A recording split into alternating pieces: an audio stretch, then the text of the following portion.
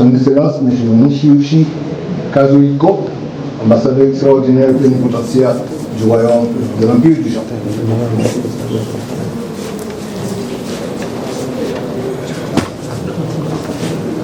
Monsieur le Président, j'ai l'honneur de vous mettre la lettre de rappel de mon prédécesseur, M.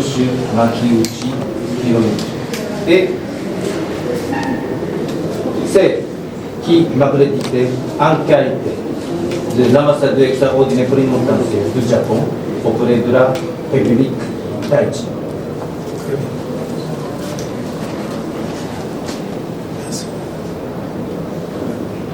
Merci, Monsieur le Président. Merci. Permettez, je m'appelle Nishiuchi, enchanté de faire votre connaissance. Bonjour, je m'appelle Nishiuchi. Monsieur, je vous remercie. Bonjour, monsieur, fais votre connaissance.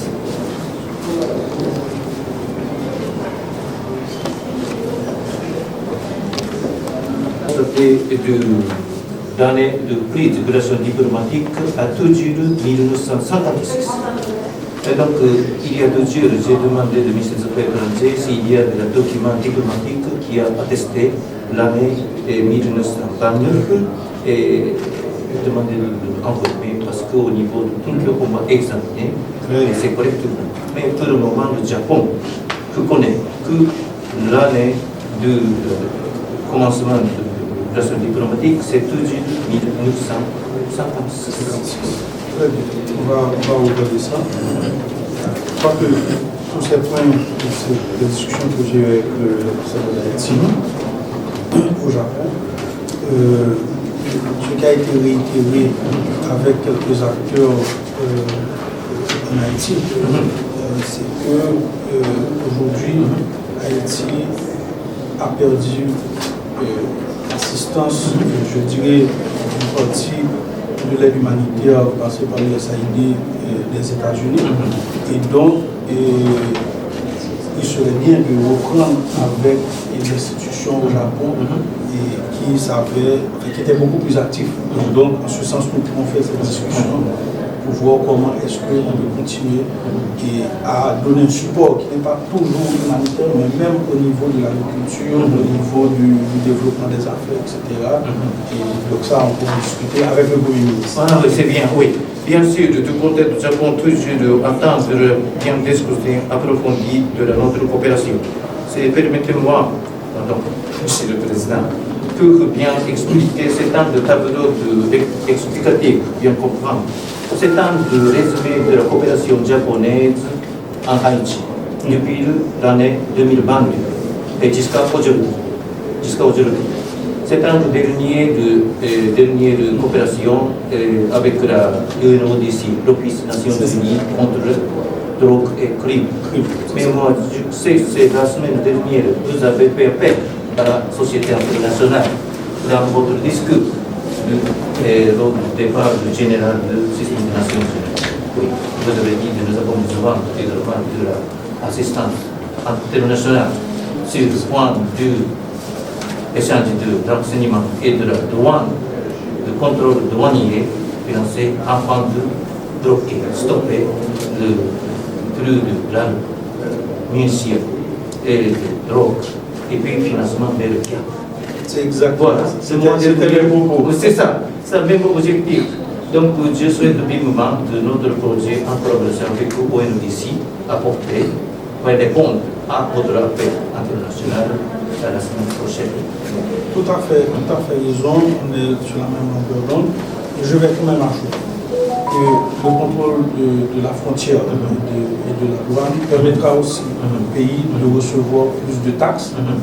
Et pour combattre la contrebande, permettant à Haïti de pouvoir avoir plus de ressources pour faire face à ses besoins et réduire les besoins d'aide humanitaire des pays amis, mais plutôt de transformer de l'aide à l'investissement.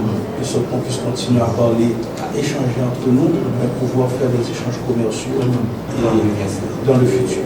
Oui. C'est alors, je viens constater que le gouvernement d'Haïti souhaitait obtenir des armes et des munitions afin de renforcer la capacité de la police nationale d'Haïti et aussi la capacité de la mission multinationale de sécurité, sécurité. Mais quand même, le Japon, il y a des principes de coopération. Il s'agit que le Japon doit éviter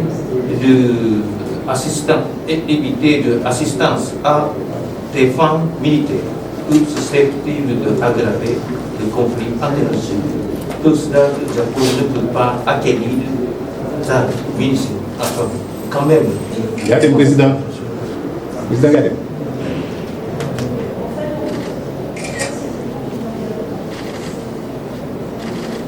Sambayo.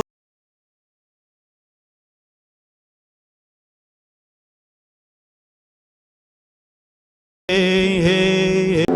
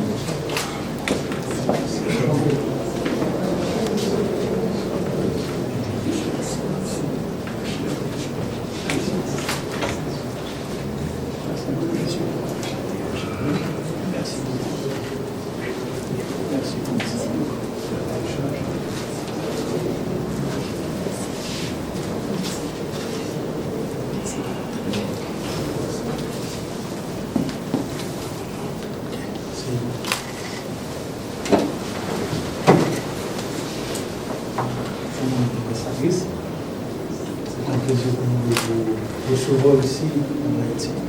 Nous vous remercions de tout le support de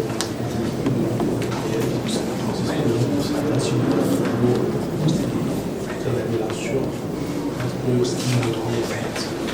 Je vous remercie sincèrement, Monsieur le Président. C'est pour moi un immense honneur d'être ici. Je voulais vous remercier pour votre accueil, votre disponibilité. C'est pour le Conseil présidentiel. Je voulais, Monsieur le Président, vous dire la volonté de l'Union européenne de continuer à renforcer son partenariat avec Haïti dans plusieurs dimensions. Que ce soit les relations politiques, que ce soit également la prévention de projets de coopération, mais également l'aide humanitaire, de la sécurité et de ce titre. Je voudrais vous indiquer qu'il y a des jours le porte-parole du service extérieur européen a salué l'adoption dans le Conseil de sécurité d'une résolution pour renforcer. Oui, ça c'est important pour nous. Nous avons aussi reçu avec joie l'adoption de cette mesure qui nous permettra de vraiment combattre les gangs, parce que l'objectif du Conseil présidentiel, c'est de préparer les élections pour avoir un président élu par le peuple.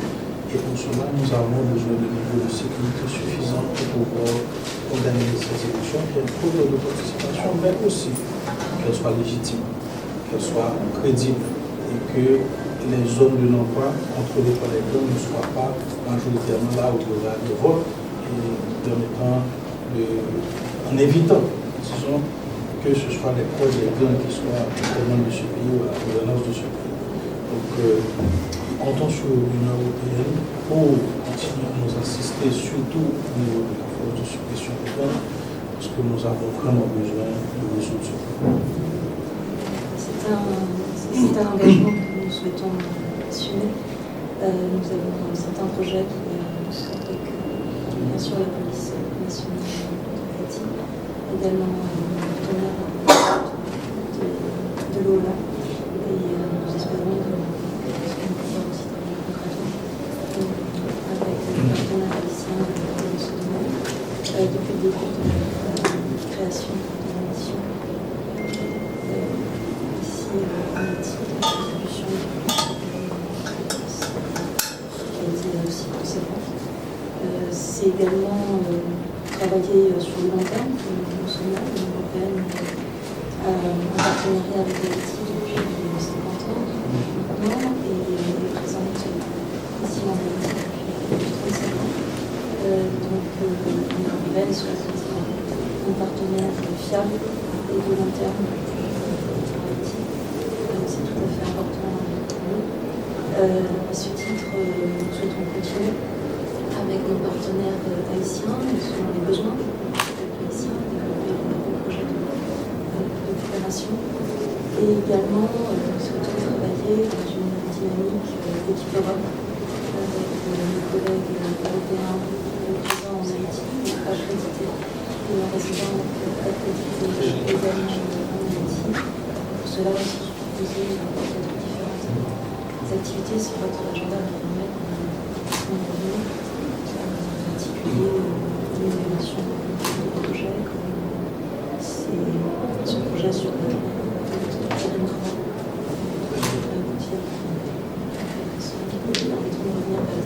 l'administration de mettre en valeur ce travail. Oui, avec plaisir, parce que l'honneur pour moi de vous participer à ceci. Et vous avez aussi parlé de l'aide humanitaire, qui pour nous est crucial dans ces moments que nous vivons, à rapport à toutes les personnes déplacées à cause du problème de sécurité. Et nous espérons résoudre ça rapidement. Nous avons toujours besoin de support. Cependant, notre plaidoyer a toujours été, nous avons besoin au terme de l'aide humanitaire, mais qu'on ne se complaise pas dans cette situation d'assistanat, mais plutôt d'échanges commerciaux. Donc, notre objectif, c'est que dans les années à venir, qu'on puisse développer l'économie du pays, qu'on puisse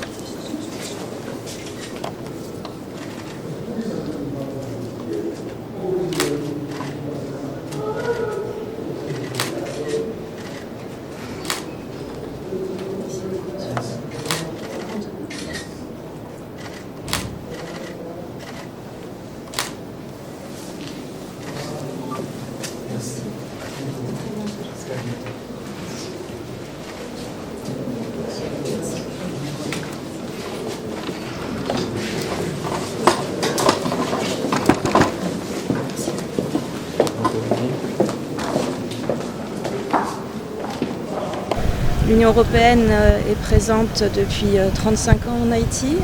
Le partenariat avec Haïti date aujourd'hui de 50 ans. Et nous souhaitons continuer à développer nos partenariats, que ce soit dans le cadre de nos relations politiques, mais également dans le domaine de la coopération, de l'aide humanitaire et bien entendu de la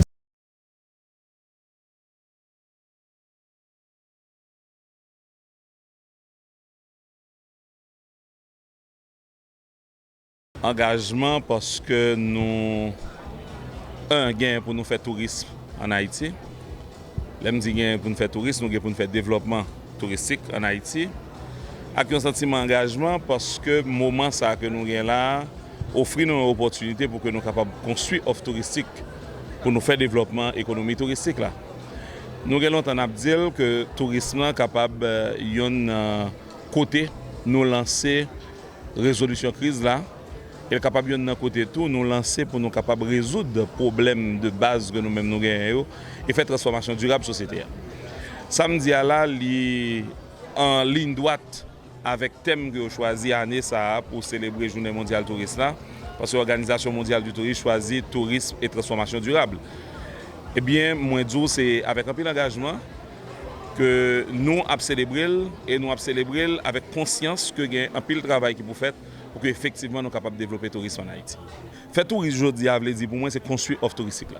Faire tourisme, c'est mettre en place tout élément que nous avons besoin pour que si on monde déjà à l'interne besoin de déplacer pour le déplacer, si on monde qui en dehors du pays a besoin de rentrer dans le pays, que le capable de venir. Pour qu'ils soient décidés qu'on va parler de tourisme, quand dans un premier temps, on peut avoir un aéroport qui peut accueillir les gens qui sont en dehors du pays. Pour qu'ils soient décidés qu'on peut parler de tourisme quand on peut avoir une route. Pour qu'ils soient parler de tourisme quand on peut avoir une énergie. Pour qu'ils soient parler de tourisme quand le service hôtelier est encore de qualité. Pour qu'ils soient parler de tourisme quand on peut assurer qu'on a des professionnels qui sont capables d'offrir meilleure qualité de service. Je dis à parler de tourisme, pour moi c'est ça que je veux dire. Je veux dire qui moyen que je gagne pour construire offre ça que nous avons parlé de l'IA. Parce que le monde n'a venu, il vient pour le consommer en bagaille. Il vient pour le consommer, ça m'a pas offrir là. Et ça m'a pas offrir là, c'est service. Ça m'a pas offrir là, c'est espace que je gagne. Ça m'a pas offrir là, c'est plage que je gagne. C'est soleil que je gagne. C'est service santé que je gagne. C'est hôtel que je gagne. C'est gastronomie que je gagne. C'est culture que je gagne. Comment je suis capable de faire pour organiser tout élément ça yo? Nous avons une offre qui est vraiment diversifiée pour que le touriste lui-même il rentre, il a envie de rester là. Pour qui ça peut m'inviter à venir si je ne suis pas sûr que le venir la prêter. Un bon exemple simple. Un touriste qui sorti aux États-Unis, qui vient là en Haïti, qui dit qu'il vient visiter gelé. Parce que tout le temps on va parler de gelé. Au bout de 2 jours, il finit passer Jacmel, il finit passer au Caille. Est-ce qu'il est intéressé pour continuer à aller geler toujours? Alors que gelé, c'est un joyau. Je dis pour qui ça ne pas assurer que l'offre que je gagne autour de gelé est diversifiée de telle sorte que les touristes qui rentrent, ils peuvent passer une semaine gelé, ils style pour le toujours. Parler de tourisme aujourd'hui, c'est de ça pour nous parler, c'est construction ça qui est important. Et c'est dans ça nous mettons effort nous en dans le ministère du tourisme. Parler de tourisme, c'est faire que les gens, quel que soit côté lié dans le monde, ils connaissent que Haïti existait, ils connaissent que Haïti sont joyeux, ils connaissent que Haïti a un ensemble d'éléments importants là-dedans, ils sont intéressés pour le venir là-dedans. Mais pour le venir, il faut que ça qui raconte sur Haïti est positif, il faut que les rivets joignent. Et c'est ça que nous relève nouveau narratif là. Moi c'est ça que le tourisme pour moi aujourd'hui. M'a parlé de tourisme. D'ailleurs, il y a un plaidoyer que nous-mêmes avons fait aujourd'hui dans le ministère du Tourisme, c'est que le tourisme nous dit que c'est l'élément numéro 1 dans le développement économique et social. Là. Et si nous disons que c'est l'élément numéro 1 dans le développement économique et social, il faut nous prendre temps pour nous construire. Il faut que nous acceptions pour ne pas trop presser. Si nous trop pressés, parole l'a dit, trop pressé, pas faire géologie, l'ouvrir. Évidemment, il y a un piège pour ne pas prendre là-dedans, c'est à quoi que les gens va continuer à rentrer en Haïti. Les gens continuent à rentrer en Haïti parce que les gens continuent à rentrer au Cap. Les gens continuent à rentrer, passer par au Cap haïtien pour aller au Caille, pour aller Jacmel. Je dis à les gens qui ne pas rentrer, ce n'est pas parce que vous avez une crise ça forcément qui fait les gens pas rentrer. Ou pas qu'à Haïti, je dis à recevoir tout nombre de monde qui t'a remis rentrer en Haïti. Ou pas qu'à recevoir parce que même si vous voulez rentrer, vous n'avez pas besoin de route pour y rentrer. L'aime dit route, on parle de route aérienne par exemple. Ou pas qu'à recevoir tout parce que même si vous voulez rentrer, vous n'avez pas besoin de vol pour y rentrer. Ou pas qu'à recevoir tout parce que tiers porte qu'on gagne, il est trop petit, que ce soit n'importe où, que ce soit au Cap haïtien. Ou pas qu'à recevoir tout parce que ou pas gagne suffisamment de chambres d'hôtel pour recevoir. Donc parler de tourisme aujourd'hui pour moi, il veut dire que les gens qui sont après rentrer déjà, comment je suis capable de faire pour me fidéliser, comment je suis capable de faire pour m'offrir un meilleur accueil parce que je continue à rentrer, parce que je rentre en août, parce que je rentre en décembre, parce que je rentre à n'importe quelle période de l'année, parce que je rentre pour des raisons culturelles, parce que je rentre pour fête patronale, parce que je rentre parce que je besoin de venir parents, je continue à rentrer. Donc, les gens qui continuent à rentrer, comment je fais pour me fidéliser, comment je fais pour m'offrir un meilleur accueil, un meilleur encadrement, et comment je fais tout pour moi augmenter capacité d'accueil que nous-mêmes nous gagnons dans le pays. C'est ça que parler de tourisme pour moi et c'est ça qui est engagement nous dans le ministère du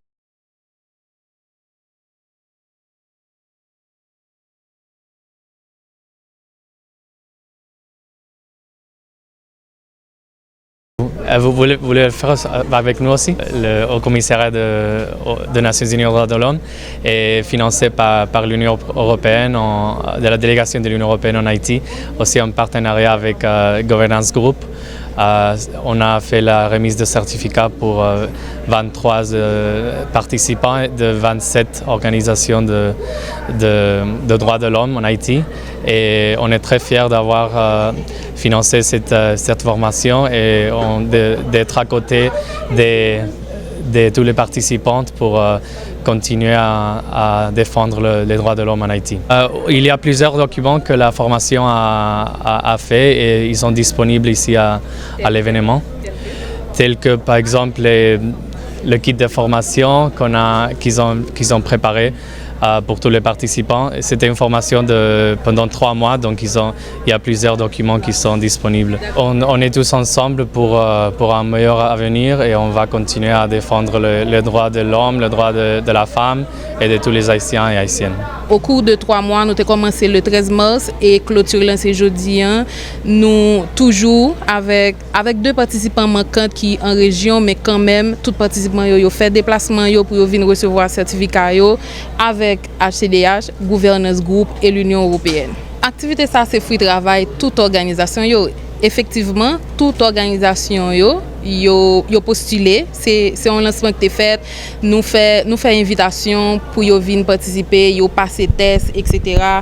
Donc nous arrivé qu'en 32 organisations. Moi souhaité tout participant qui étaient là, même gens ensemble avec pendant 3 mois ça pour yo mettre en pratique tout ça yo vinn apprendre apprendre c'est pas seulement recevoir un certificat, c'est pas seulement venir non cérémonie, c'est pas seulement venir chita dans salle mais quand même mettez en pratique, dupliquer information, dupliquer formation que nous recevons, faire message dans passé, faire plus de monde touché et puis bataille contre violation des droits humains.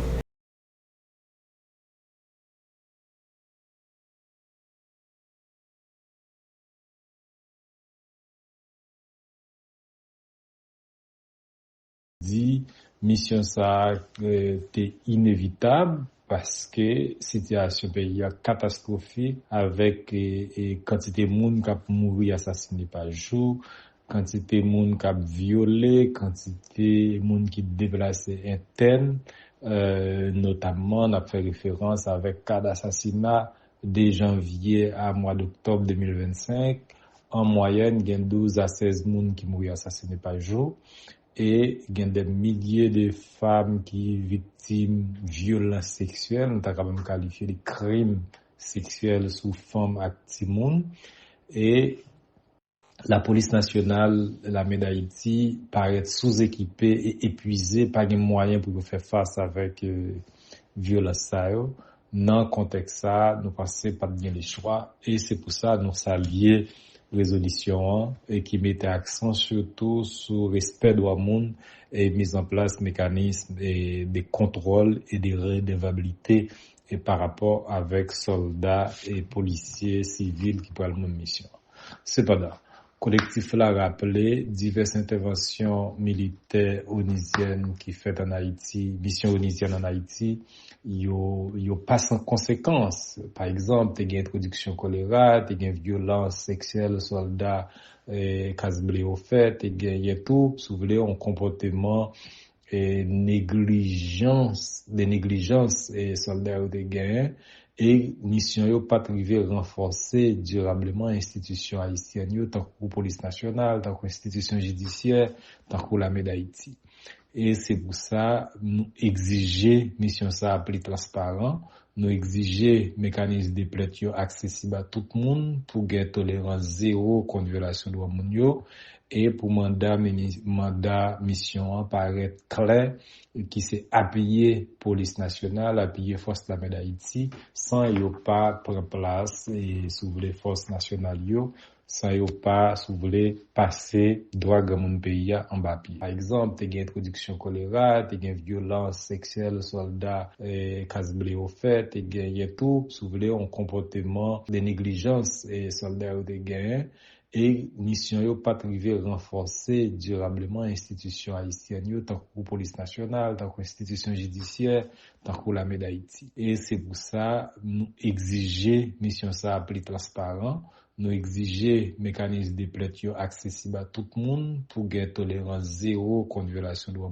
yo et pour mandat mission paraître clair qui s'est appuyé police nationale, appuyé force de l'armée d'Haïti sans yo pas prendre place et sous les forces nationales yo sans yo pas sous voulez passer droit grand monde pays en bas pied.